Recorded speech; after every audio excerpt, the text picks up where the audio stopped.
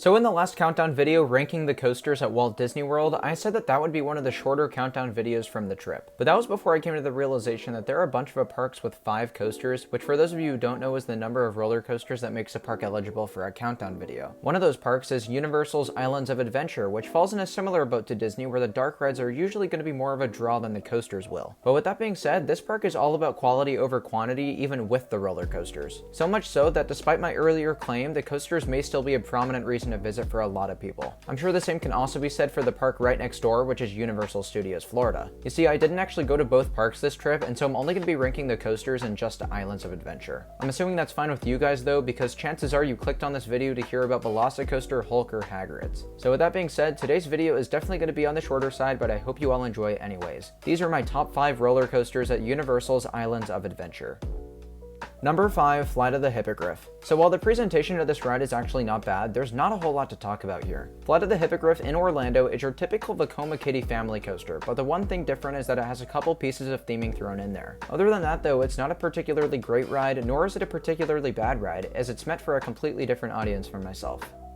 Number 4, Pteranodon Flyers. I'm going to be honest, I don't even know for sure if I rode this when I was younger, but I'm guessing I did because it's a signature ride for youngsters. With that acknowledgement, it's not a thrilling ride at all, but it does stay pretty high off the ground and gives a scenic view of surrounding areas of the park. The ride itself is also extremely unique as it was partially built by Set Point Manufacturing, who in their career only built 5 of these suspended single rail coasters worldwide. Today, just 2 are in operation with another under construction in Malaysia. It also may be important to note that adults are not allowed to experience this attraction without a riding companion below 56 inches. Because of this, Pteranodon Flyers is not an easy credit to obtain unless you grew up going to the park like I did. So while it's not intense or thrilling by any means, those who do have it jotted down on their coaster counts have serious bragging rights because of its rarity and coaster model.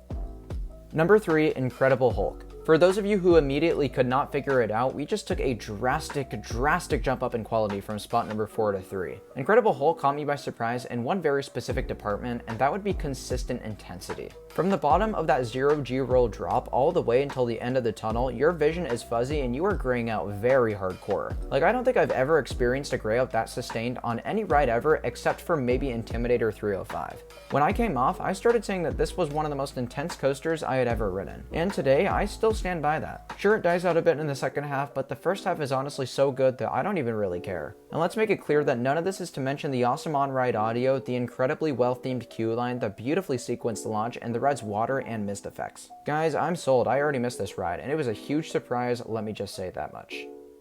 Number 2, Hagrid's Magical Creatures Motorbike Adventure. This ride right here is arguably one of the most themed roller coasters on the entire planet. It's also one of the most expensive too, costing upwards of $300 million, which is legitimately insane. While you may be asking why the ride was so ridiculously expensive, let it be that there are 7 launches, on-ride audio, a drop track, a backward section, a rapid-fire switch track, and bunches of animatronics. Seriously, even if you don't care for this ride's Harry Potter theme, you will have the time of your life on this ride. It is one of the most fun roller coasters I've ever been on simply for its fun factor and re-rideability. I'm convinced that you could ride Hagrid's over and over again and see something new or find appreciation for something new every single ride. There really is so much to Hagrid's, almost to the point where I think I might just have to make a separate review video for it, or else I won't be able to stop talking about it now. But for those of you who haven't had the opportunity to experience this amazing ride, you need to book those tickets to the park right now and get out here as soon as you possibly can. The next ride on this list also will certainly complement this as well.